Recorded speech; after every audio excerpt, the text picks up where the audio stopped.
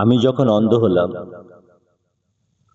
তখন মনে হয়েছিল আমার জীবনের সময়টাই বুঝি থমকে গেল। এরপরে আমার সন্তান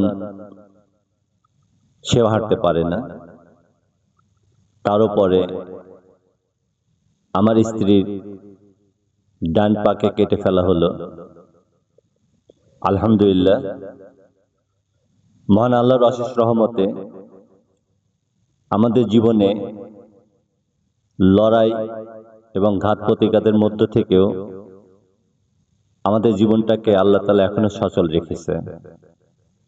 সম্প্রতি আমার স্ত্রীর পায়ে আবারও অপারেশন হলো, ওর পায়ের আরো কিছুটা অংশ কেটে ফেলা হলো। অতঃপর ঢাকা থেকে ওর ডান পায়ে কৃত্রিম পা লাগানো হলো। এখন সে পুরীর মতো হাঁটতে পারছে, আলহামদুলিল্লাহ।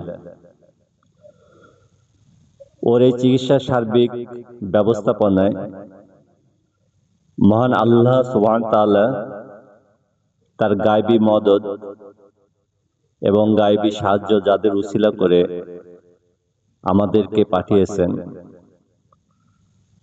তাদের প্রতি এবং অসুস্থতার জন্য যারা শুভকামনা, দোয়া এবং আশীর্বাদ করেছেন, তাদের সকলের প্রতি